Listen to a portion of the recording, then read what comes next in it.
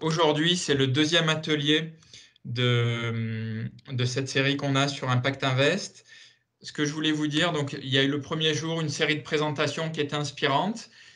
Et puis depuis hier, on est dans une dynamique de travail collectif dans laquelle on veut construire des outils, voir quelles sont les actions qu'on souhaiterait mettre dans cette initiative Impact Invest.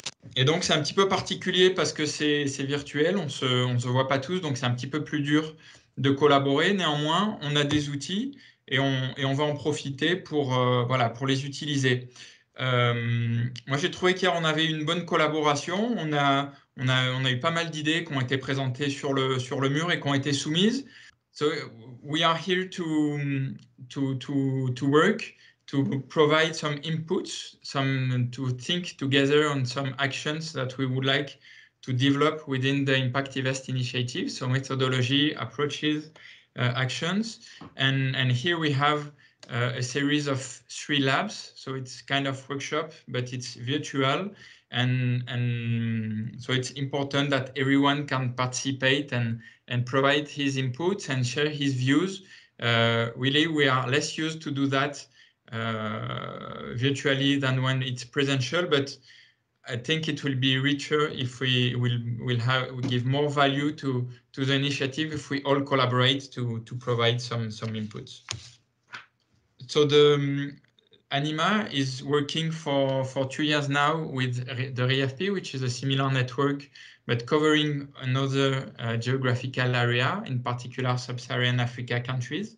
And we are conducting this reflection about how to orient better the investment, foreign investment, but also local investment for the achievement of the SDGs, the Sustainable Development Goals.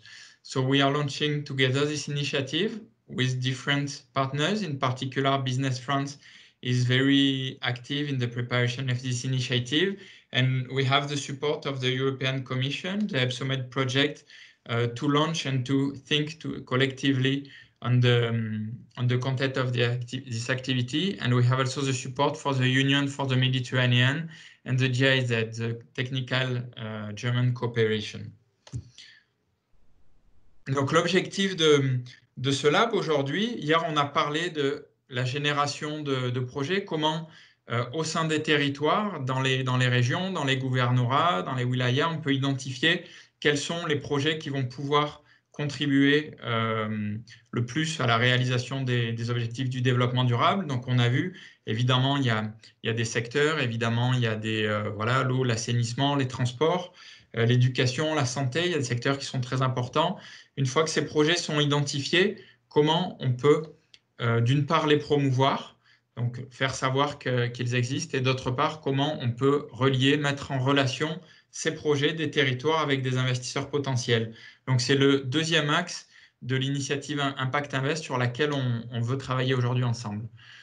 So from the lab from yesterday, we worked on the generation of projects. So how in the territories we will identify the project, the relevant projects to contribute to SDGs. So it will be in some sectors, water, health, education.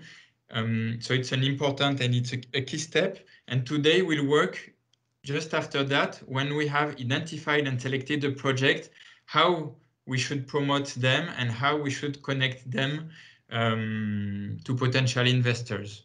And we have a lot of organizations which have a lot of experience in this field, and we hope today to hear you and to know what works better and what we should not take on board in the Impact Invest initiative, so we can develop the most relevant practices in our initiative. Donc, on va être sur cet environnement de Klaxoon, donc trois brainstorming d'une vingtaine de minutes d'affilée. Le premier, on va travailler sur la cartographie des acteurs. Alors, bien sûr, on connaît les catégories d'acteurs, les institutions publiques, les institutions qui accompagnent le secteur privé, la société civile, la recherche, les entreprises, les grandes entreprises, mais les organisations internationales. Mais parmi ceux-là, quels sont ceux précisément dans les pays ou dans d'autres pays on souhaiterait voir impliqués parce qu'il ils sont essentiels pour réussir cette promotion et cette connexion entre les projets et les investisseurs. Ensuite, on aura un deuxième brainstorming qui va être plutôt sur les outils, les méthodes, la manière dont on peut faire la promotion des projets. Est-ce qu'on va utiliser des plateformes? On a vu hier que le GIA fait utiliser une plateforme en ligne. Est-ce que ça vous paraît une bonne pratique? Est-ce que c'est intéressant? Est-ce que ça marche? Est-ce qu'il y a d'autres moyens de le faire? Des roadshows, plutôt de la prospection ciblée? Voilà, on a besoin d'entendre ce que vous faites et ce qui vous paraît le plus pertinent. Et ensuite, on va travailler, après la promotion, plus précisément, comment on pourrait faire cette mise en relation. Comment, encore une fois, chacun de vous le fait probablement, notamment les agences nationales ou en région. Mais il va s'agir de savoir comment nous, en tant que projet, on peut aider à faire ce travail, notamment pour les projets qui viennent contribuer le plus aux objectifs de développement durable. Ensuite, après ces 3 brainstorming, nous, on va faire une synthèse et on va produire un document qui va vous être transmis, je pense dans le courant de la semaine prochaine, qui pourra donc être enrichi avec des commentaires, avec des propositions supplémentaires, le partager éventuellement dans votre organisation avec des collègues. Voilà, l'idée, c'est de pouvoir arriver à un document et à des propositions qui collectivement soient les plus pertinentes possibles pour qu'on les mette dans Impact Invest. I will introduce briefly the Impact Invest initiative. I was saying that the 2 days before we had some inspiration from some speakers about the initiative. Yesterday, we precisely worked on the generation of projects, how within the territories we can identify which are the relevant projects to contribute most to the SDGs achievement. So that was the work from yesterday, and we have a lot of proposals of sectors of kind of project and how we should generate and identify these projects, such as, for example, we call for proposals within the countries.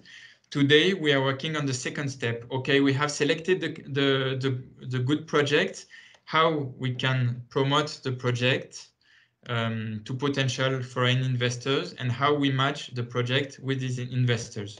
So we will have 3 following brainstormings today.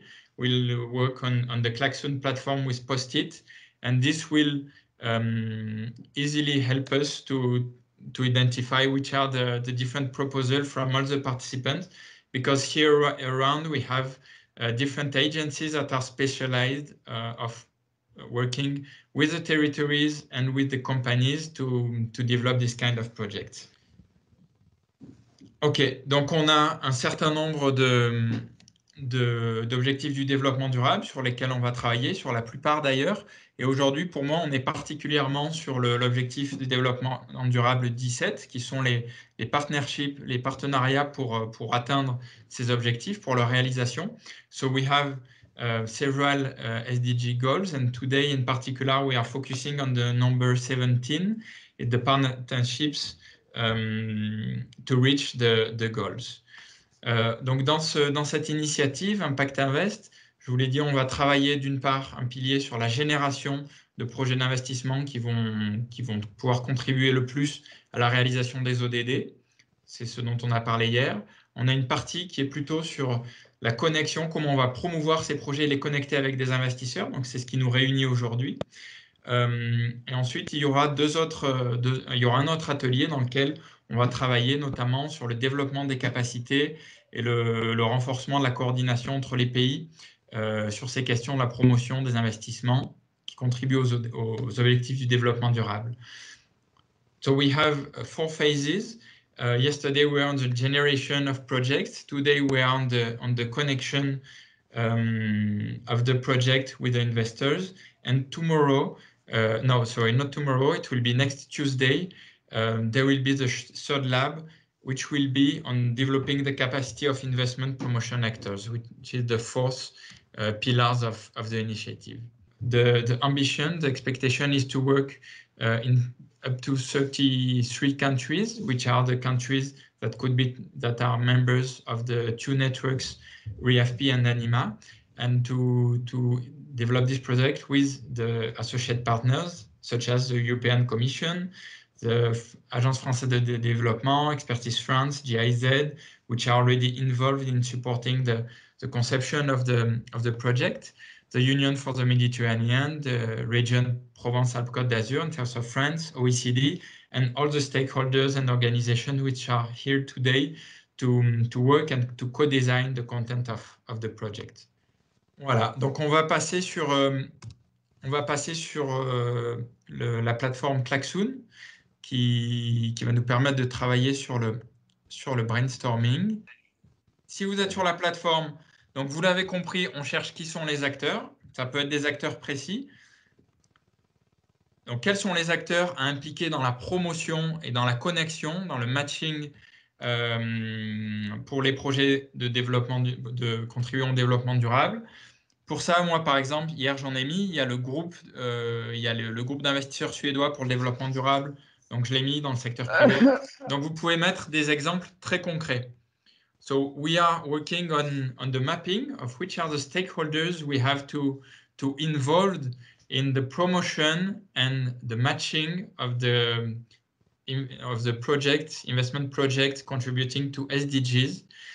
So we have some categories, we have some colors, and what we ask you is to tell us, okay, you have absolutely to work with this international organization, with this group of stakeholders, because they are willing to look for investment project in the field of SDGs. So we want to listen your proposals.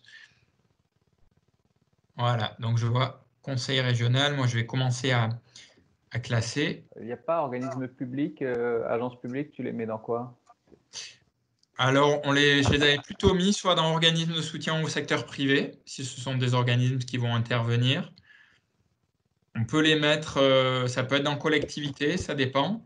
On peut les mettre dans autre. Il y a quelqu'un qui a mis agence de développement, il pense aux agences régionales, comme il y en a par exemple en Côte d'Ivoire ou au Sénégal. Ou est-ce qu'il pense à des organismes bilatéraux comme l'Agence française de développement? Oui, agence de développement, je pensais surtout à des agences comme AFD, GIZ et tout ça. Ah d'accord, donc plutôt international. Exactement. Et ANPE, c'est l'acronyme de quelle organisation? Pareil pour l'ANGET.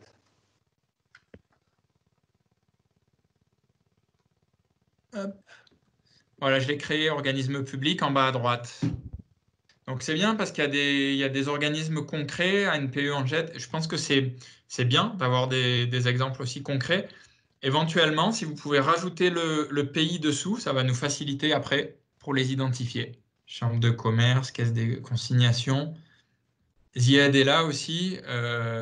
Voilà, fédération patronale, peut-être Business Med aussi en tant qu'organisation. CITED Tunisie, je ne connais pas. Donc peut-être pour plus d'interactivité, voilà, n'hésitez pas non plus à utiliser votre micro. Pour la Caisse des dépôts et consignations, en fait, c'est un organisme qui est créé pour soutenir le secteur privé et public. Donc, il vaut mieux le mettre sous le chapeau des organismes de soutien du secteur privé. En fait, c'est comme organisme de soutien au secteur privé. C'est le cas aussi de, par exemple, la FIPA Tunisie ou les agences de promotion de l'investissement qui sont des organismes de soutien au secteur privé aussi. Très bien. Est-ce que dans d'autres pays aussi, est-ce que certains connaissent des groupes d'investisseurs qui pourraient être intéressés? Voilà, nous, on avait identifié ce Conseil des Nations Unies, on avait identifié ce groupe d'investisseurs suédois qui travaillent beaucoup sur ces questions et qui ont fait part d'ailleurs d'une envie d'investir, notamment en Afrique et en Méditerranée sur des projets contribuant au développement durable, mais qui disaient être en carence d'offres, en fait, de portefeuille de projets dans lesquels investir. C'est pour ça qu'ils sont très intéressés, par exemple, par cette partie de génération de projets. Est-ce que certains connaissent des groupes comme cela? Donc, ça peut être voilà, l'occasion de les ajouter. On va rester encore quelques minutes dessus, peut-être 5 minutes avant de passer au brainstorm suivant. En tout cas, c'est super hein, par rapport à hier. On a encore plus de contributions. C'est très bien, voilà. Et puis, c'est vrai que là, moi, je suis en train de regarder le chat. N'hésitez pas à prendre la parole hein, si vous voulez intervenir. Donc, ça peut être aussi des agences de votre pays qu'il faut absolument faire participer. Voilà, sur la société civile, j'ai vu qu'il n'y avait pas beaucoup de choses. Je ne sais pas, moi je me demande, on a quand même beaucoup d'organisations de la société civile qui travaillent peut-être pas directement sur ce champ de l'investissement, mais qui portent la voie quand même du développement durable. Il y a peut-être des alliances à faire, ce sont peut-être des acteurs qui peuvent sensibiliser, qui peuvent relayer des propositions, qui peuvent relayer les actions des agences nationales dans ce domaine voilà, pour faire connaître les opportunités et la manière dont peut-être le pays, l'agence aussi va cibler plus particulièrement des investissements plus durables. Donc, il peut y avoir des choses intéressantes. Bon, je pense qu'on est pas mal, hein. En tout cas, sur les organismes de soutien au secteur privé, vous voyez il y a pas mal de choses, les chambres de commerce, les agences qui soutiennent les PME, les fondations d'entreprises. Effectivement, ça peut être un bon canal, les fondations d'entreprises, les caisses des dépôts, le club des investisseurs sénégalais. Dans les organisations internationales, donc il y a ce groupe des Nations Unies sur le développement durable, agence de développement des différents pays, agence de développement du Maroc. Il y en a 3, effectivement, sud, nord et oriental. Elles seront impliquées. La Banque africaine de développement, la BIRD. Après, je vois que dans les collectivités aussi, il y a beaucoup d'acteurs. C'est vrai que comme ces collectivités peuvent être elles-mêmes porteuses, hein, être celles qui sont à l'instar de la création de ces projets. Donc, c'est intéressant je pense que ça va être des acteurs importants et probablement de plus en plus importants pour que les agences nationales travaillent avec elles sur l'émergence, puis sur la promotion de ces opportunités. Est-ce qu'on peut changer la couleur pour l'agence de marketing territorial? C'est une association, donc c'est la société civile. Alors, elle est où? Ok. J'ai mis l'agence, elle est en jaune, donc l'agence de marketing territorial Sfax International. Ok. Merci. Merci à vous. Est-ce qu'on peut citer aussi les fonds d'investissement et les fonds d'impact? Tout à fait. Ouais. S'il y en a que vous connaissez en particulier et qui pourraient Oui, être il y a intéressés par l'initiative. le social business.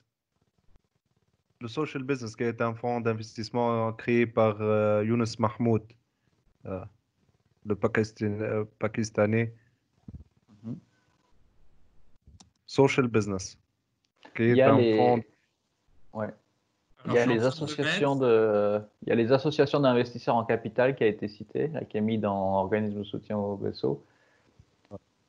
Donc, j'ai mis social business en haut, à gauche. Mhm, mhm. Younes Mahmoud, je ne sais pas si ça s'écrit comme ça, mais au moins on sait qui c'est. Donc, je pense Il qu'on y a est pas mal. aussi Ouais. il y a aussi les gens qui sont, par exemple, accrédités par des fonds internationaux, par exemple le Fonds vert pour le climat. Il y a des agences qui sont accréditées par le fonds et qui travaillent spécialement sur des questions de développement durable, exclusivement de développement durable.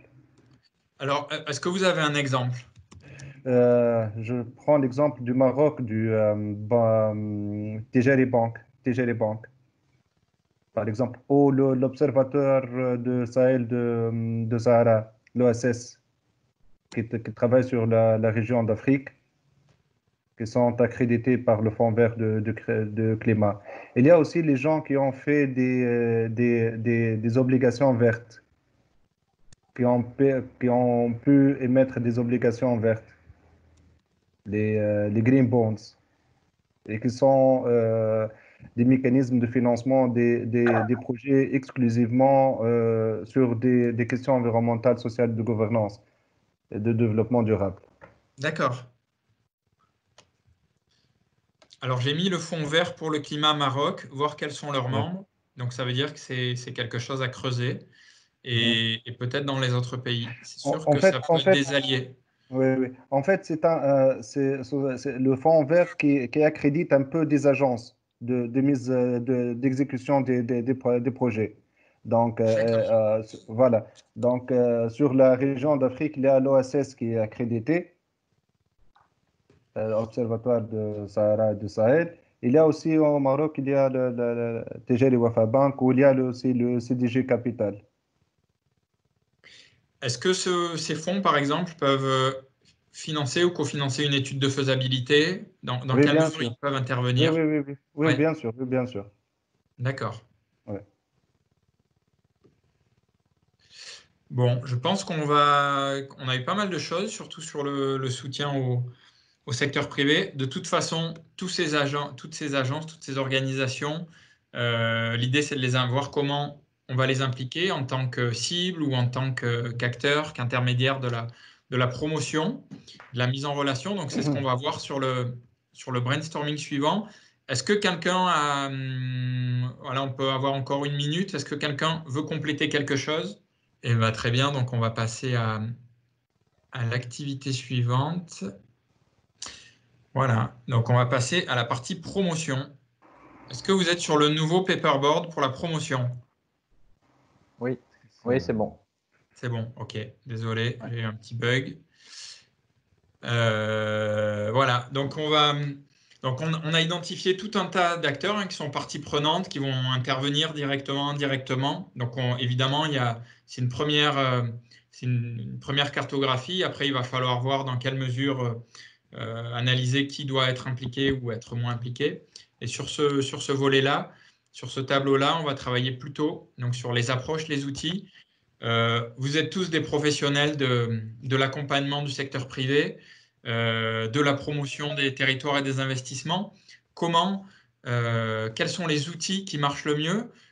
Qu'est-ce qui devrait être utilisé dans Impact Invest? Est-ce que c'est une plateforme électronique, une sorte de marketplace dans laquelle on va avoir des projets et des investisseurs qui vont être sensibilisés sur l'existence de cette marketplace, ils vont pouvoir venir? Est-ce que c'est par des conférences? Est-ce que c'est par des webinaires, par pays, par région, par sujet dans lesquels on va présenter ou pitcher les différents projets? Est-ce que ça va être plutôt par de la prospection ciblée? Donc vraiment aller identifier quels investisseurs potentiels et peut-être aller les rencontrer quand on voit qu'il y a un intérêt.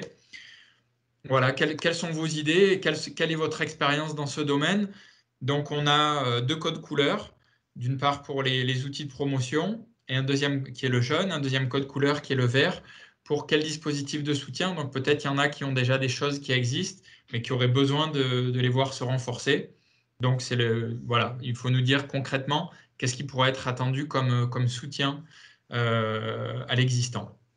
Donc, en anglais aussi, peut-être j'ai oublié tout à l'heure de faire la transition, donc je vous laisse démarrer avec les post-it.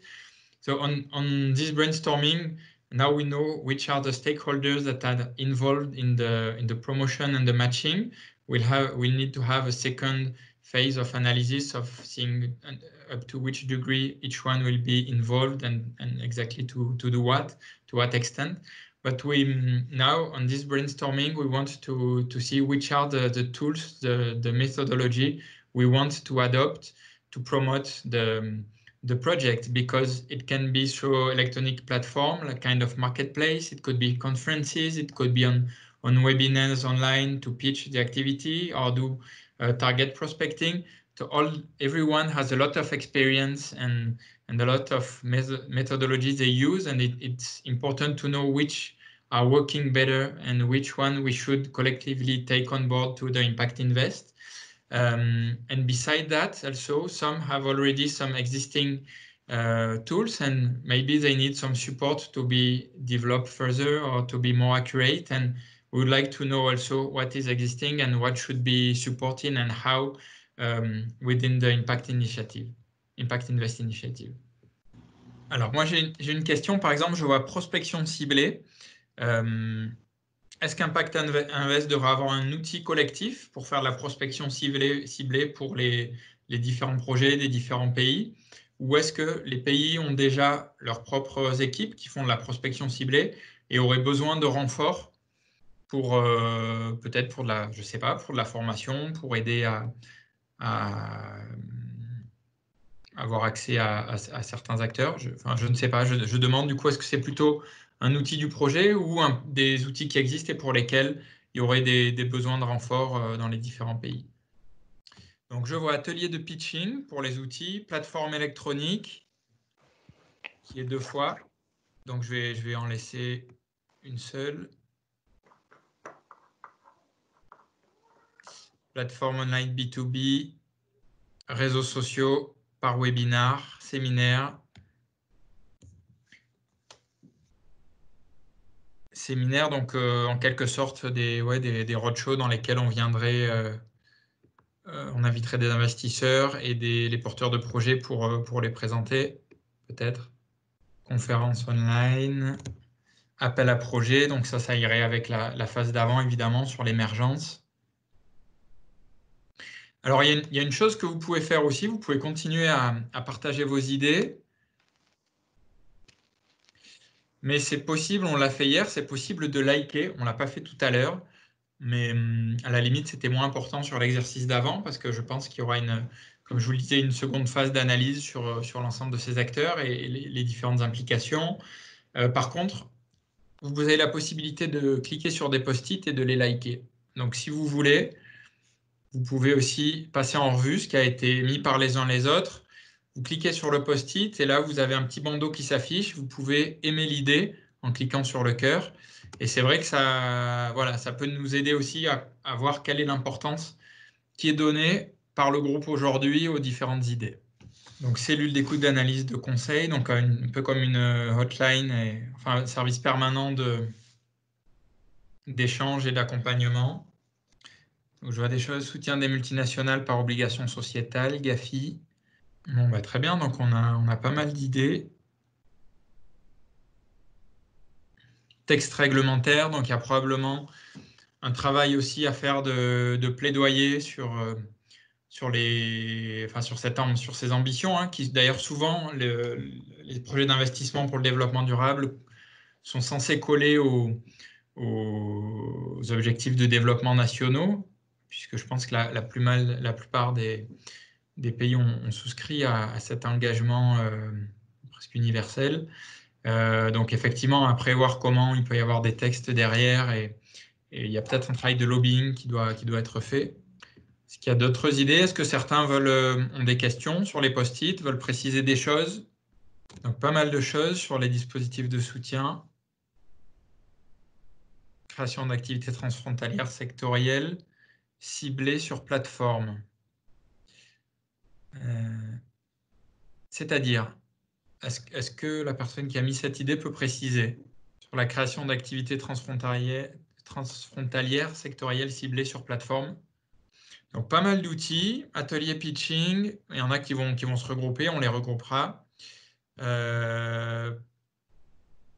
Penser programme et non par projet, donc je comprends, par programme, ça veut dire par secteur, peut-être qu'Impact Invest fasse de la promotion sur l'énergie renouvelable, sur l'eau et l'assainissement, sur l'éducation, enfin, selon les secteurs, c'est ce que je comprends.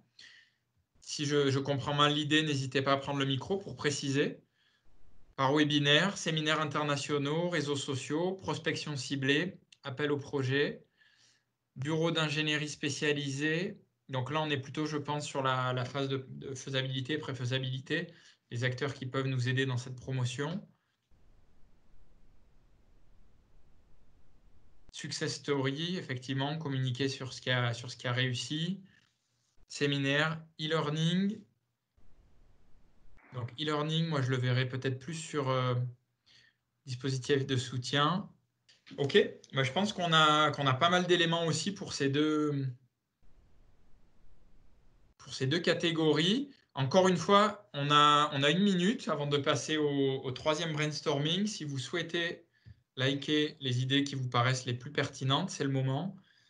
Je vois qu'il y en a qui ont commencé à le faire, mais je ne pense pas beaucoup. Et ça peut vraiment nous aider dans la priorisation de choisir peut-être 2 idées, 2 post-it sur la promotion, sur les outils, et peut-être 2 également sur les dispositifs de soutien. Ça va nous être très utile dans le travail qu'on va faire la semaine prochaine. Bon, bah voilà, je pense que là, on a eu à peu près tout le monde qui a liké. Il nous reste 30 secondes et on va passer au troisième lab. Sauf encore une fois, si quelqu'un a un commentaire, une proposition, quelque chose à éclaircir. Bon, bah, très bien. Donc, on va finaliser cette activité. Merci. Hop. On va donc passer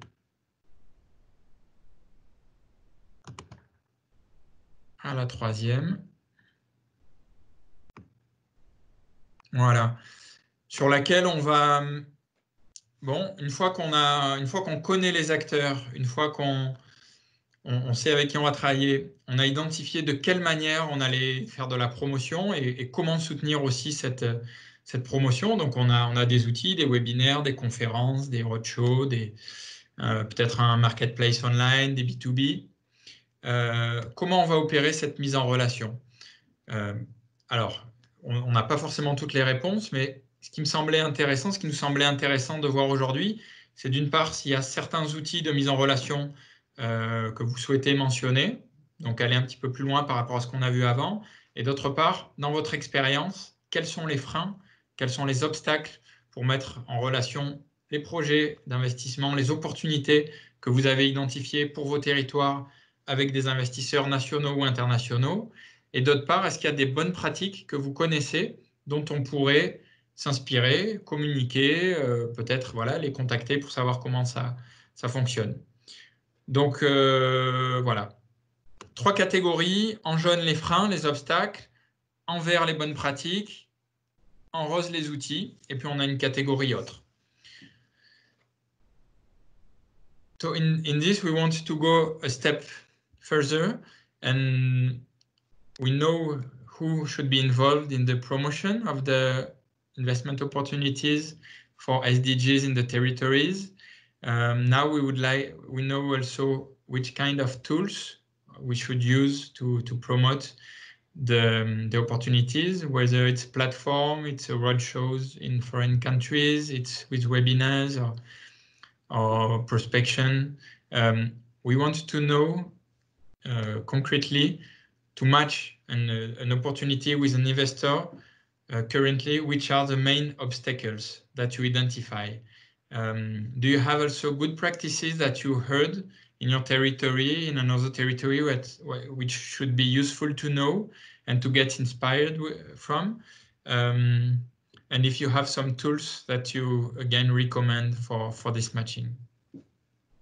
Les déplacer dans les catégories. Est-ce qu'il y a des bonnes pratiques? Est-ce qu'il y a des choses à mettre en avant sur vos territoires aussi, des bonnes pratiques? Et je suis sûr qu'il y en a, parce que j'en ai déjà entendu en Côte d'Ivoire, au Maroc, en Tunisie. Voilà, des projets qui sont un peu emblématiques dans des domaines du développement durable. Donc, ça pourrait être intéressant de voir comment ont émergé ces projets et comment ils ont été mis en relation avec un investisseur, avec des groupes d'investisseurs, avec des entreprises étrangères. Donc, je vois qu'il y a des choses sur Investment Readiness, donc peut-être sur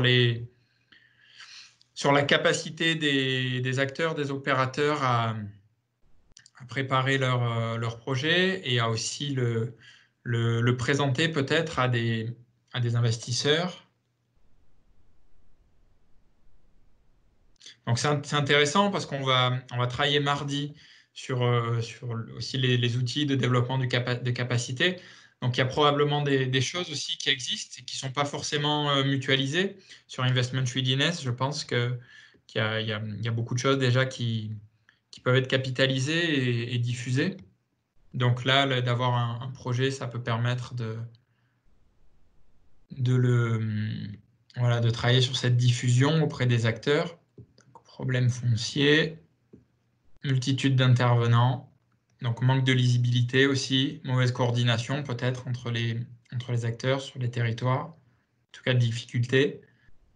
Est-ce qu'il y a des projets emblématiques qui existent sur vos territoires pour lesquels les autorités, l'agence nationale ou une collectivité, enfin peu importe en fait l'acteur, mais un projet qui a émergé peut-être d'un territoire et qui a été porté en tant qu'opportunité et qui a été investi par une entreprise, par internationale, par un fonds, Donc il y a beaucoup d'obstacles, beaucoup de freins. C'est bien, ça va nourrir le travail qu'on va faire les prochains jours. Donc je fais un peu de la place sur le tableau.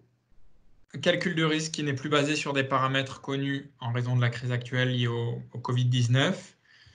Mauvais climat des affaires. Mobilisation de fonds.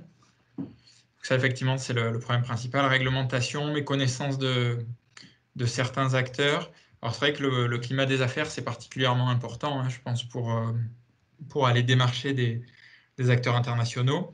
Autorisation administrative, les besoins d'investment readiness, on en a parlé. Non-rentabilité à court terme des projets.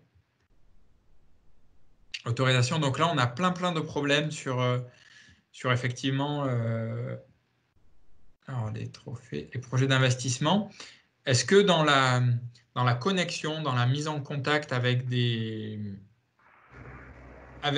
investisseurs étrangers, il y a des obstacles qui peuvent être aussi des choses toutes simples, hein, des outils digitaux pour les contacter, voilà, vraiment sur la mise en relation aussi. Est-ce qu'il y a des obstacles que vous voulez mentionner? Je m'excuse, j'ai perdu les mains pour donc faire un input. J'ai quelque chose à ajouter. C'est la dimension. Donc c'est la dimension régionale, donc nationale, régionale. Donc parfois, la région travaille sur un projet avec une priorité pour la région et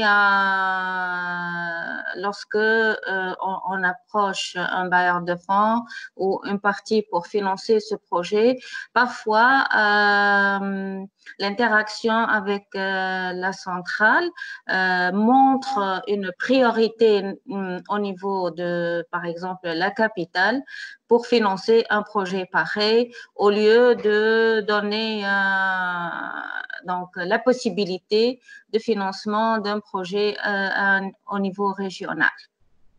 Donc c'est parfois il y a une limite dans la coordination pour que les régions bénéficient plus des opportunités de financement. Exactement, exactement. Je pense qu'il y a un autre frein, en fait, je l'ai mentionné, c'est la taille des projets. Donc, on parle des investisseurs étrangers qui ont un ticket d'investissement assez élevé. Donc, un projet de 100 000 euros ou 200 000 euros, ça n'intéresse pas les investisseurs étrangers. Et c'est pour ça qu'on doit penser toujours programme et non pas projet pour le cadre de développement durable. Et merci. Oui, en fait, c'est l'attractivité des investisseurs, aussi le sens de mesure d'impact, le sens des indicateurs d'impact derrière, le sens de population touchée par les programmes. Parce qu'en fait, in fine, c'est ce que ça intéresse les bailleurs de fonds étrangers, c'est de mesurer l'impact de leur financement. Et bien sûr, toujours faire une fenêtre pour le développement durable par rapport aux actifs sous leur gestion. Donc, oui, une des bonnes pratiques à mettre en place, c'est effectivement de mesurer l'impact, évidemment le retour sur investissement, l'impact économique, enfin le volet économique, mais aussi l'impact environnemental, social, etc. pour les bailleurs ou les financeurs pour qu'ils aient cette information et ça leur permette de s'orienter vers un investissement plutôt qu'un autre aussi, sur ce critère. Oui, bien sûr. Oui. Parce qu'ils ont une fenêtre, une obligation à financer des projets de développement durable. C'est une obligation en quelque sorte pour eux. D'accord.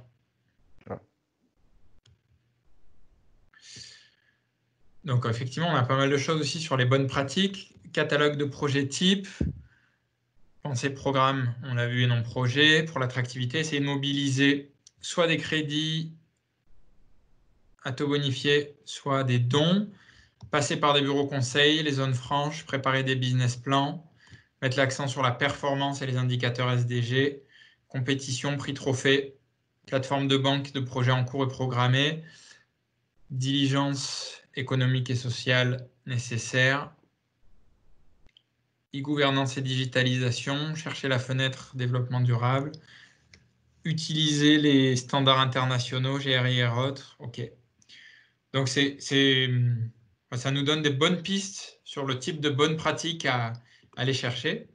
Si vous en avez une dans votre pays, encore une fois, une pratique précise, c'est intéressant de la mettre, parce que c'est un exemple sur lequel on peut communiquer, sur lequel dont on peut s'inspirer directement. Donc, n'hésitez pas aussi à nous dire, on a telle compétition qui existe, elle est très intéressante, on a telle bonne pratique pour les prêts à taux bonifiés dans tel pays et ça a marché parce qu'on a il y a une évidence qui permet de montrer que ça a boosté l'attractivité par rapport à des investisseurs. Voilà, n'hésitez pas à le mettre dans le tableau. Donc sur les outils, pas mal de choses aussi, campagne de promotion, matching fund, fonds d'amorçage, vulgariser la profitabilité financière des projets de développement durable, faire connaître les avantages financiers et fiscaux attribués aux projets d'ODD. Donc, c'est beaucoup sur la manière de communiquer aussi sur les autres dimensions de ces projets, pas seulement économiques. Standardiser la présentation des projets pour faciliter peut-être la lisibilité. J'en vois qui commencent à liker, c'est très bien. C'est le moment de liker vos post-it. Repriorisation des projets à cause du Covid-19. Donc, ce que je comprends, c'est qu'effectivement, il y a des dimensions qui vont devenir peut-être plus importantes que d'autres et ça va un peu rebattre les cartes voilà, entre les volets économiques et d'autres dimensions qui ont été peut-être moins, peut-être moins prises en compte auparavant, qui vont l'être davantage. Mais il y a aussi peut-être des projets de délocalisation qui étaient prioritaires à un moment, qui le sont peut-être moins aujourd'hui parce que certains ont envie de garder des productions dans une proximité peut-être plus immédiate. Voilà, donc ça va nous permettre vraiment d'alimenter, de réfléchir sur à partir des obstacles. Alors évidemment, dans Impact Invest, on ne va pas pouvoir travailler sur tout. Il va falloir sélectionner, prioriser. Donc c'est important de voir ce qu'il y a dans la globalité et de voir ce qui pour vous paraît parmi toutes ces idées les plus pertinentes. Donc l'idée des likes. Évidemment, après, il y aura le document, le compte-rendu qui vous permettra aussi de partager vos idées, aussi de peut-être renforcer en développant un petit peu plus. Et voilà, et à partir d'idées comme les obstacles, on peut voir aussi réfléchir au niveau d'Anima, du RIAFPI, des différents acteurs sur comment on pourrait, à l'échelle d'une initiative régionale, lever ou contribuer à diminuer certains de ces obstacles. Donc, s'il n'y a pas d'autres propositions, moi, je vais faire la capture de l'écran. Voilà, on arrive au bout de cet exercice. Donc, la cartographie, les acteurs, la promotion, de quelle manière promouvoir les projets qui auront été identifiés à l'étape de génération et de sélection des projets. Et puis, ce travail aussi sur quand on en fait la promotion, comment concrètement on va les mettre en relation, quels obstacles existent aujourd'hui, quelles bonnes pratiques. Voilà, donc ça nous alimente de pas mal d'informations. Donc on va terminer cet exercice sur ce dernier tableau que je vais clôturer. Hop. Voilà, donc on a terminé nos 3 activités. Je pense que vous allez recevoir un petit questionnaire d'évaluation. En tout cas, donc pour cet exercice, pour cette étape, donc on a terminé. Je vous remercie pour votre participation et votre implication. Voilà, beaucoup d'idées, beaucoup de participation, aussi plus de participation orale. Donc je crois qu'on commence tous petit à petit à rentrer dans le virtuel, à la fois sur les plateformes, malgré les problèmes de micro, même si on ne se voit pas tous et qu'on a une plateforme à côté avec des post-it. En tout cas, ça montre que ça marche et qu'on peut collaborer, travailler ensemble, même à distance. Donc, c'est très bien. Je vous félicite tous et je vous en remercie. Et puis, je vous donne rendez-vous si vous voulez poursuivre sur la phase d'après, continuer avec des exercices assez similaires, mais sur d'autres questions, notamment de renforcement de capacité. On peut se voir donc mardi à midi, midi heure CEST. Je pense que Manon, tu vas lancer le lien, peut-être, et voilà, avec l'information. Donc, il sera plutôt sur les services communs, le renforcement des capacités. Donc, ça sera le 5 mai à midi sur le fuseau horaire CEST. Donc, on vous attend nombreux et merci à tous encore pour votre implication, malgré la distance et le virtuel. En tout cas, j'étais très content d'en retrouver pour la plupart d'entre vous que je connaissais, pour les nouvelles personnes qui nous ont rejoints. Merci. So, thank you, everyone, and we are looking forward to meet you for the next and the last project lab that will be on the 5th of May at 12 CEST time. And thank you, everyone. There was a very good participation, a lot of inputs, and a great basis to continue for the project. Thank you. Au revoir. Merci à tous.